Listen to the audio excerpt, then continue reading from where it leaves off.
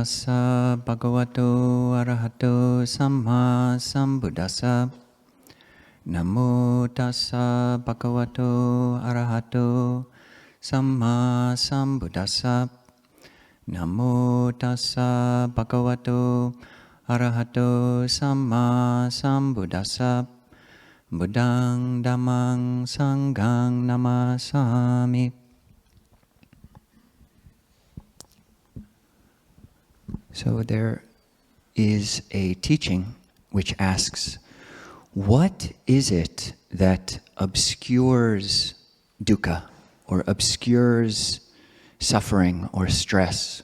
Why is it that we don't see our discomforture, our unhappiness, our pain more clearly? Does anybody have any ideas, thoughts? Why don't we understand suffering better? Please. Turning away. All right. I will take that. One more. Denial. You are both right. The answer that's given is in this particular text, the commentary. It says that it's because of movement of the body that we don't see suffering. We deny and we push away and we just don't want to see it. So when you come to a meditation and make this determination, okay, for however long, and be realistic with yourself, but however long I want to sit, okay, I'm going to try not to move my body. And then you'll see, if it's longer than you usually sit, you'll see this, okay, things come up. So that's just by way of introduction. Today, I'm going to talk about dukkha, which means it's most often translated as suffering, other times translated as unsatisfactoriness or stress, or even a new translation I heard is unfinishedness. So to do that, before I go more deeply into the Buddhist side of that, we'll just talk a little bit more about the day. So as I mentioned earlier, the most common name for today is Holy Saturday. Holy Saturday. So in most Christian denominations, Holy Saturday is the Saturday after Good Friday, which is the date when Jesus was crucified and when he died. And Easter Sunday, which is the day when he was resurrected. So you have this day in between, this in-between space where he's in the tomb and we don't know what is going on. He's gone through this intense period of suffering, basically crucifixion, the apex of human suffering inflicted on a body. So he's going through this, and the day is commemorated. The whole week in many Christian traditions is known as Holy Week. So every day has its own name, and today is by turns known as Holy Saturday, this in-between interim time, or Glorious Saturday, or Saturday of Joy, Saturday of Light, the Great Sabbath, Great Saturday. So those are all pointing to this in-between period when we're actually leaning forward to the next day. We're all anticipating the joy that's going to happen in the next chapter, the next verse, when Jesus is resurrected. Okay, happy ending, joyous, glorious Saturday. That's great. That's what we all want. We go through these dark periods and we're leaning into the joy of it all. And today is also known as Low Saturday or Black Saturday, or even the harrowing of hell. The harrowing of hell. And in certain traditions, this is when Jesus actually went down into hell and saw all the denizens of hell, and I think maybe brought some of them up to heaven. Not sure about that point, but I'm Buddhist, forgive me. But this is pointing to the previous day when we the Good Friday, when he is crucified and died, basically when you're in the crucible, all this heating up. And that's oftentimes what a human life can feel like. I mean, even just sitting for 10 minutes, if you experimented with that determination of just sitting without moving for 10 minutes, you feel more poignantly the sore spots of a human life, a human body and a human mind, the soft spots of our bodies and minds. And so that's the wisdom of the Buddha. He didn't look away. It's the first of the Four Noble Truths. There is suffering, there is a cause, there's a cessation, and there's a way leading to the cessation, to the ending of suffering. The Buddha was realistic. Sometimes people call the Buddha pessimistic because there is all this talk of suffering. But as Ajahn Punadhamma points out, people complain, Buddhists, so depressing, so pessimistic, all you talk about is suffering. And you can also say, no, we don't just talk about suffering. We talk about sorrow, lamentation, pain, grief, despair. Got the whole spectrum, come on. So the Buddha was realistic, and this is where we find ourselves. Many of us, probably most of us, do live in America, and our dukkha, largely, if we're not in the throes of sickness or old age or near death, it's first world dukkha. It's the dukkha of the refrigerator, or the dukkha of whatever, the mini and minor crucifixions, which it seems, I don't actually like that framing. Some people talk about there's third world suffering and there's first world suffering. And it almost is sometimes thrown around as a way to kind of devalue the suffering that someone feels outside of a country that's less materially prosperous than America. And certainly abject poverty is nothing to, many of us haven't experienced that, but that doesn't make our suffering any less real. And we still do have our soft spots. So being realistic like that, and what are we doing in this tomb on this holy Saturday, in this interim period of our lives? And really it's any moment. The Buddha talked about suffering, dukkha, is not just abject. Most of us think of suffering as involving spears or, blood and stuff. But that is part of suffering. That's on the extreme end of dukkha. But dukkha is the whole spectrum in between. It's our bad days. It's not getting enough coffee. It's whatever, all these middle things. And it's inclusive of the pleasures of heaven. There is heaven in Buddhism, and there's certainly heavenly mental states, which we can get better and better, train ourselves at. That's what absorption is. That's what samadhi is. That's what jhana is. And we do train in that. But all of that is included in dukkha. Why is that? Because dukkha is unfinished, that which has no end, that which is going to change. Once we come out of meditation, we come back to this soft human body. So in addition to being Holy Saturday, it's also the third day of Passover. And a similar narrative. Passover in the Jewish tradition is when the Jews were released from slavery.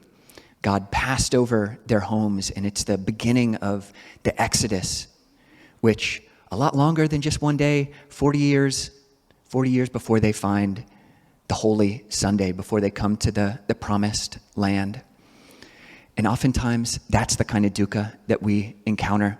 It's not just one day of suffering, of inclement weather, of a body that's not doing what we want, which is what a body does as a body gets older. But it's a lot longer. It can feel day in and day out. It's like every morning, noon, night, the migraine is there, or the child is sick. So the darkness of that cave, comes with us, and we need to figure out what to do with that. So that brings us to dukkha, to dukkha, to this spectrum of that which is uncomfortable. So the Buddha talked about three characteristics: impermanence, or anicca; dukkha, which is this unsatisfactoriness; and anatta, or not self. And dukkha is most people's least favorite characteristic, honestly. It's most of you guys don't like it. You just don't like it. It's like anicca's ugly cousin. Nobody wants to look at it. But it's the fine print of samsara. It's the terms and conditions of birth. Is that we will encounter having this body. It's going to go through change and alteration, sorrow, lamentation, pain, grief, and despair, birth, aging, sickness, and death. So not denying it. But what is the response? What do we do? How do we respond to dukkha? And the Buddha answered this in a number of discourses very, very clearly and helpfully. Perhaps the most succinct way was in a sutta called the Penetrative Discourse, which is Anguttara Nikaya 6.63, where the Buddha says there are two responses to dukkha, two responses to unsatisfactoriness. The first one is confusion, and the second one is search. So when we find ourselves in this tomb, when we find ourselves on the cross, when we find ourselves in the desert, when we find ourselves it's just not a smiling kind of day. It's just when we come and feel this most intimate of feelings that really nobody else can feel. It's a very, very, very personal, it's the most personal, most intimate experience. And what do we do? Two choices. We can become confused. The expanded sentence of that is that some people lament and wail and shriek and beat their breasts and become confused. So, not going to lie, we do that. Even if we're not beating our breasts, even if we're not wailing out loud, it's the turn off. It's when we do just default.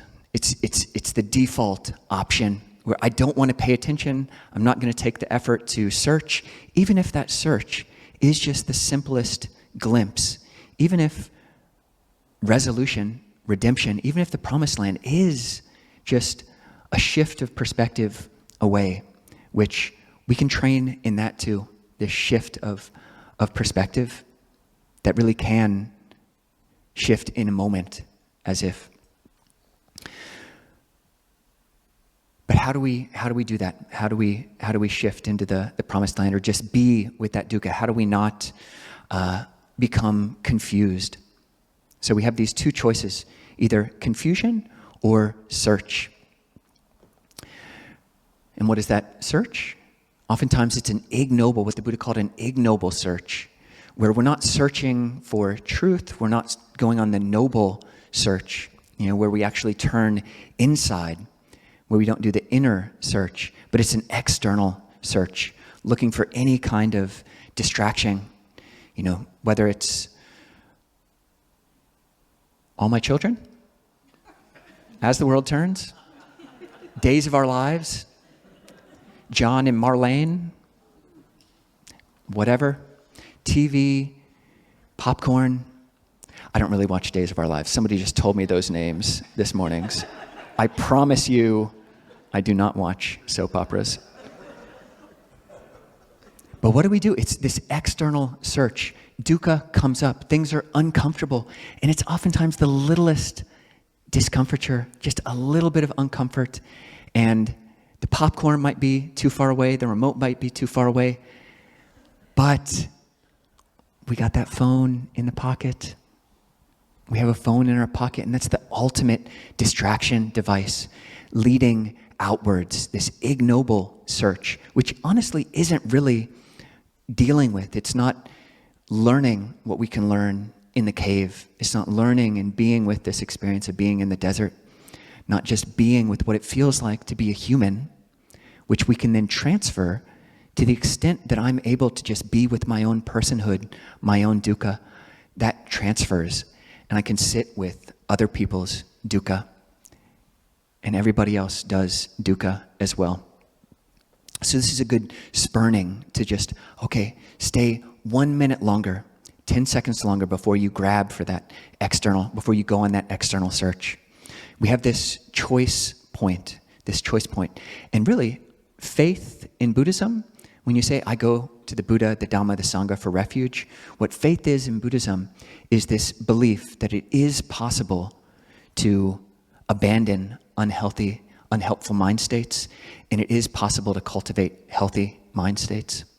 That's the basis of Buddhist faith, and that's very profound. It is possible to cultivate healthy habits, and it's possible to give up unhealthy habits, like reaching for distraction. Rather, I can cultivate this habit of just sitting a little bit longer. And that is, why we go on retreat. That is why we increase slowly but surely how much we meditate. Because it is this forcing, you're steadily taking a step within this zone of proximal development. In education theory, that's what they call this window where it's not too much suffering. If you say, as the Buddha said, okay, as long as I have not attained what can be attained by human strength, human effort, human endeavor, I will not move my posture. Let only my skin and sinews remain. Let my blood and muscles dry up. I will not move. And if you say that, and you don't give yourself a realistic time frame within your zone of proximal development, if you're used to sitting 15 minutes and then you go for Buddhahood, God, you got to work up to that. You got to be realistic. Where are you at? So, and each of us have our own zone of proximal development. And the Zoom meditation is great because it's only you who determine how long you want to stay there with others. And others are there with you, working on our own zones. It's not too much dukkha and it's not too little dukkha. If you never kind of test yourself, never sit a little bit longer, then you don't actually know how strong you are. Your muscles don't develop if you lift the same amount of weight every day. So that's one sutta, the penetrative discourse. The second one is the sutta on the arrow or the dart. The Salla Sutta is the Pali. And here the Buddha elaborates on that. He says here, an unenlightened person, when they experience dukkha, something which is uncomfortable, they resist it. They resist it. And resisting it, what do? They crave after sensual pleasure. Why do they crave after sensual pleasure? Why do you reach for that bag of Doritos? Why do you crave? It's because most people, we don't know an escape from suffering other than escape and distraction. We don't know an escape other than that. We don't know how to turn inwards and just be with that softness. We don't know how to be with ourselves softly. And not knowing that, we are attached to dukkha. Just as if someone were to get shot by an arrow, you get shot by a dart, and not just content with that, it's as if you take another dart, another arrow, and then jab it right next to that first arrow. So it is someone who doesn't yet know how to be with their own suffering. They experience two types of suffering. The first arrow, which is just a bodily poke, and the second arrow, which is the mental suffering that comes on top of it. I think Jon Kabat-Zinn, the psychologist, has a great summary. He says that pain is unavoidable. The pain of having a body is unavoidable, but suffering is optional. That first arrow is unavoidable. We got this body. But the second arrow, we don't have to stab ourselves and add mental suffering on top of that.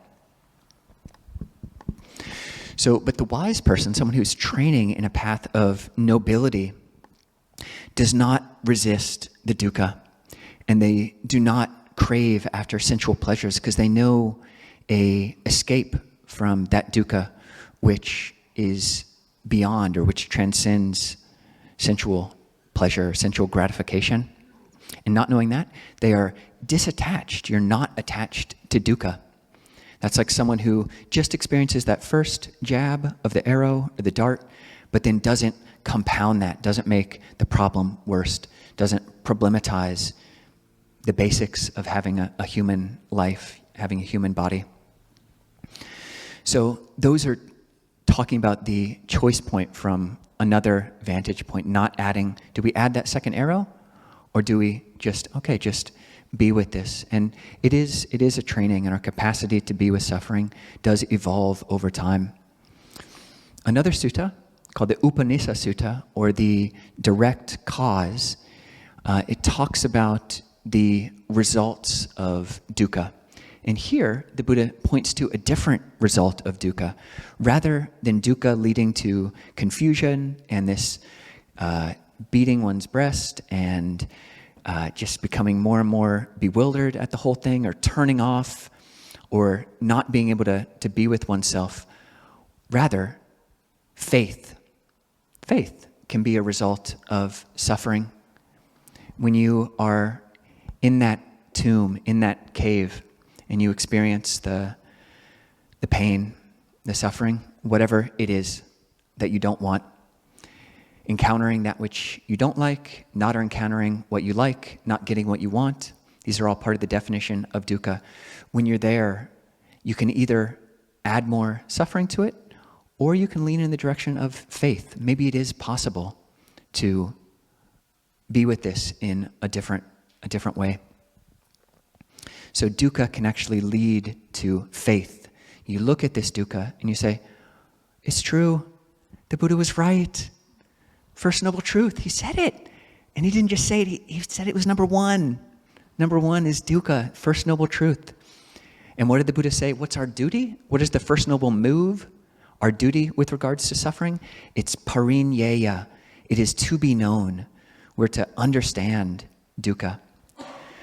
So sitting with this, and there are different levels of our capacity. We train in different ways. So really, other results of dukkha, really any reason why we might break those 5 precepts, that is killing, stealing, sexual misconduct, lying, intoxicants. Why do we do those? It's because we don't just know how to be with ourselves. The great genius and Christian philosopher who created one of the first calculators, created one of the first buses, and he's got a lot of great quotes. He said, my favorite non-Buddhist quote, he said, all of humanity's problems stem from the inability to sit quietly in a room alone. That's why we break all of the precepts. It's because we just don't know how to be bored. We're unskilled at being bored. We're unskilled at just being with the body and the mind that we encounter when we just sit quietly in a room alone. And Jesus, his tomb did not have Wi-Fi. All of you get bored, you're featuring your suffering comes up, and you can just reach for that phone, totally distract yourself. But what if you expelled, you purged at least your meditation space, which is this length, arm's length. You kept your phone over there, at least, if not way over there, different room. Can you do at least that? Why not? 10 minutes. Start with half an hour.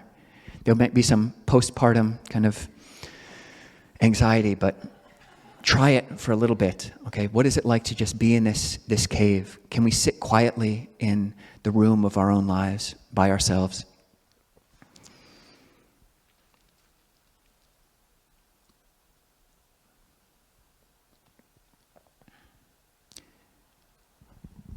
Another one of my favorite quotes, or interesting quotes. I don't know if it's my favorite, but it's one from Suzuki Roshi of the San Francisco Zen Center.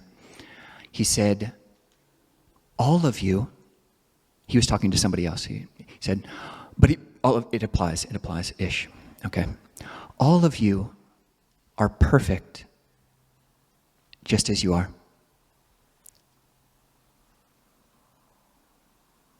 And there's a little bit of room for improvement. He went there. He said both. He said both. And as a theravada guy, actually, that first part is a little bit uncomfortable to say. Like, there's this fear that if I say, if I'm perfect, if everything is perfect, if the tomb, if the desert is perfect just as it is, if this dukkha is perfect as it is, then I'm just going to go out and, smoke a bunch of weed or eat a bunch of Doritos. If I say, if I'm perfect, then it seems like everything is perfect. Okay, then anything is allowable. If I'm perfect, then virtue's out the window. If I'm perfect just as I am, then everything is perfect. And there's a little bit of room for improvement. And I think what he's pointing out here, which I love, I actually love both parts. And there is room actually learning how to be with both parts of that. That first part, I think, is actually dangerous instruction for someone who is in the throes of addiction. I think that is inappropriate advice for someone who's in addiction, in the throes of addiction. But if you come to a place in your practice, you really need to find a place in your practice where, okay, everything is perfect as it is. I'm here in the present moment, and I'm doing everything that I can. There comes a point, I've got as much mindfulness as I possibly can in this moment. I'm awake, I'm with the body, I'm right here. And that's perfect. I can't do anything else. My head is up against the wall. More effort does not help. So that is the solution. And there's also times when there's room for improvement. I think each of these is a skillful means, a skillful response at different times to dukkha, a skillful way of responding to dukkha. Is now the time to say, actually, it's all perfect. The dukkha right now is perfect, and the best thing I can do for myself is just to fully be here right now. Or is now the time to make some change? Is now the time to actually get up and walk out of the cave?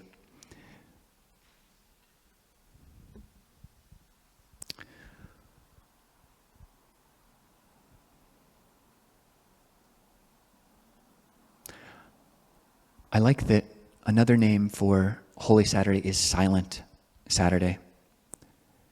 And I think that is appropriate. Kind of holds both the gloriousness, the joyousness, and the harrowing of hell. This Silent Saturday. And I would just, metta, loving kindness, like a genuine wish. And this is at the heart of the loving kindness training, exercise of loving kindness. I wish that all of us can know suffering, because we don't really have another choice. I don't wish suffering on anybody, but it will happen. We will experience suffering, and may we all have the skills to be with suffering, to understand suffering, to fully understand suffering, because that's the way to the end of suffering. So with that, leave it there. I wish you all the best.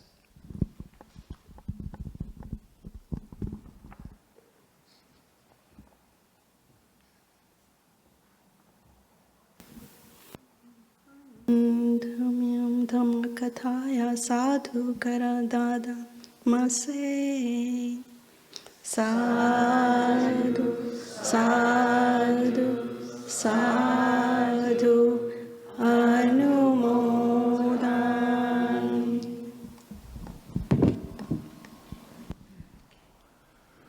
Okay, if anybody has any questions or thoughts about that, both here in person, and Ryan can bring you a mic.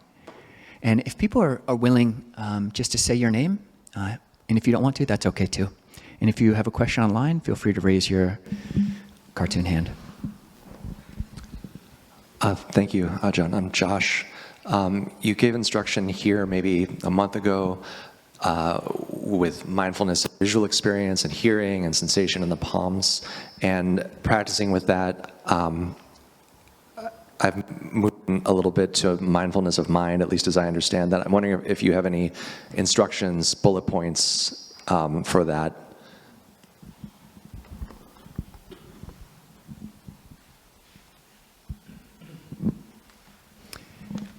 For some people, and you might be one, sometimes knowing mind is mind, mindfulness of mind, being able to just know mind. Some traditions, whole traditions, frame that as this is the pinnacle of practice. You need to do all these preliminary steps before you can actually be with that. But I think for some number of people, it's not a super exalted practice. It's actually very apparent, very step-inable, like in this present moment. And I think actually the backward step, that's what one version of that is called in Zen tradition, taking the backward step. And I really appreciate that, like on the visual field. I think what I was guiding or have guided people before with the field of vision, just paying attention to that which is in front of you, and then allowing the focus of one's eyes to just go out to the peripheries of this. When you look out, you don't basically see through two little circles, but vision kind of becomes one big oval. And so coming out to the peripheries of that, and it's not like that, it ends right here, but it's kind of fuzzy out on the sides.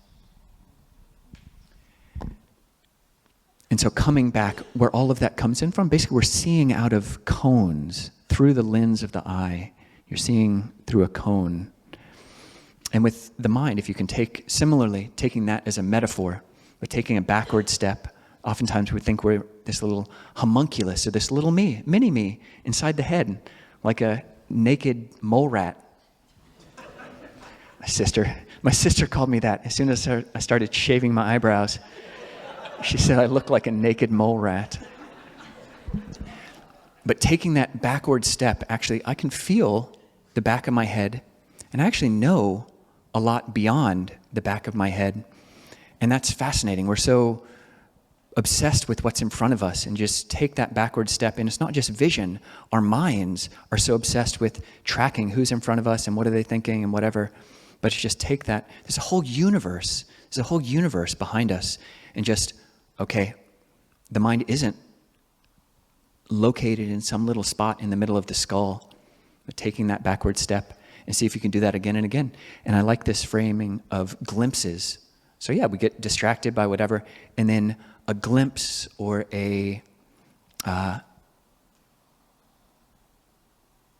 just a backward movement of the mind. Just one step up, get a degree of knowing. Yeah. So hope that helps. There's lots of ways to do it, but yeah. Peter.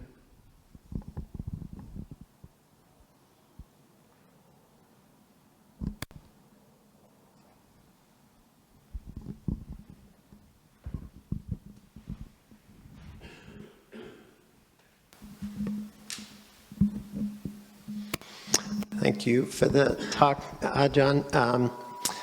Very, very helpful. I just wanted to ask a question related to the Suzuki Roshi quote. I thought that was really interesting. And how does that relate to kind of equanimity and right view, in that you could say things are perfect because of causes and conditions? And when you see that, I mean, it's almost like that first part is looking at the world from the enlightened mind, and the second part is looking at it from the unenlightened mind, and they both can exist at the same time.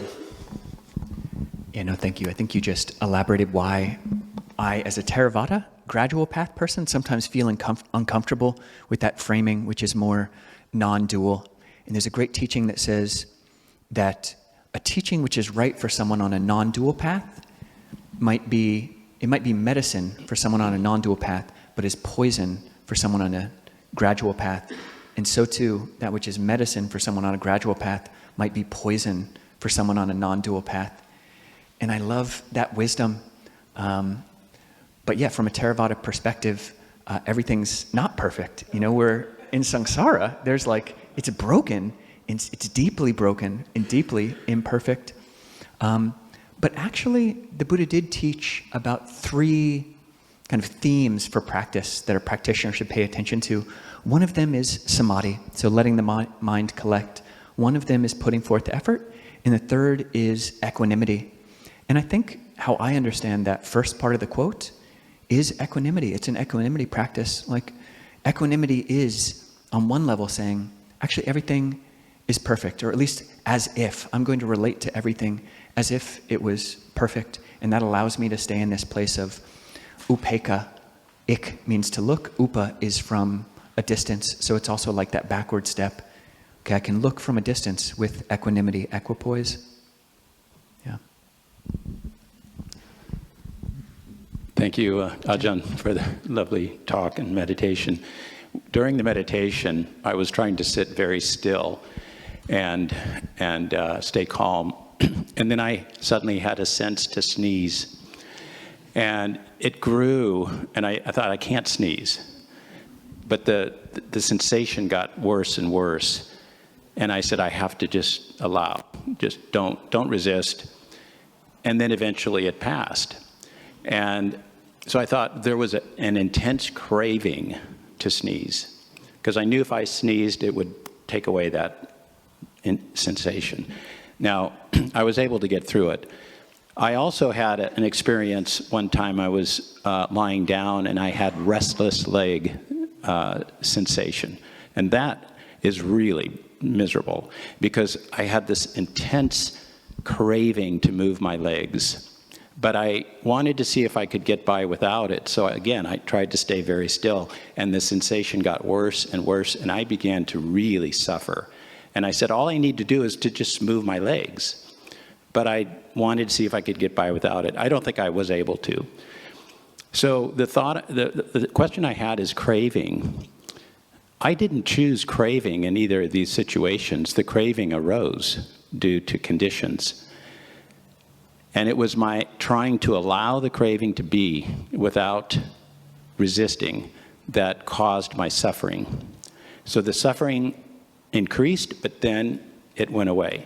So it's like it got worse before it got better. And that was what allowed me. So now I think in the future, I need to have faith. When the craving is there, I need to have faith that just allow and it will pass. Yeah, thank you, Tim. That's great. And as you know, and people would suspect, it's okay to sneeze, and it's also okay to move. And different people, you have to know yourself on a conventional level. You have to know what your body is like. And I really love doing long hours of meditation, and it works for me. I get insights from it. And Ajahn Nisabo has got a very different schedule. He meditates a lot, but a lot of his is, say, some forms of movement meditation, and just sitting through something or just not sneezing through something is not always the answer. So can you, even if you do move in body, can you allow the mind to stay still with that object? That's really what it's about.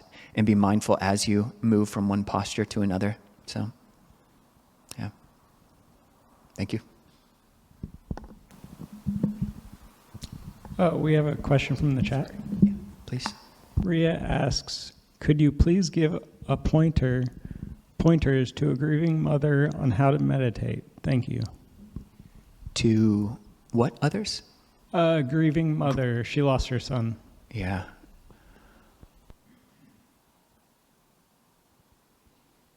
I would say, Maria, starting with yourself, like just being able to be with your friend who's holding that grief, that's huge. That's really huge. And yeah, if they are interested, if they've actually asked to learn how to meditate, then yes, you can't go wrong with the breath.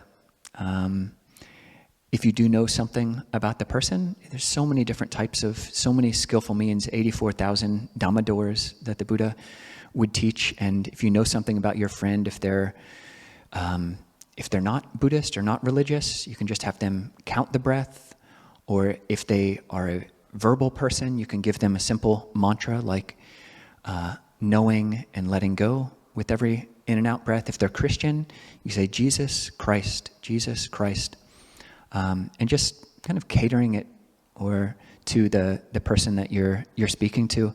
But I think it would go a huge way if you're just able to be with them. If you meditate next to them, it's almost sometimes it's almost like contagious meditation. Like people can calm down around you if you yourself can come to a place of stillness. So, yeah, Marie, if you're open to it, feel free to put your friend's name down in the chat, and we can chant for them today. But send lots of metta to you and your friend.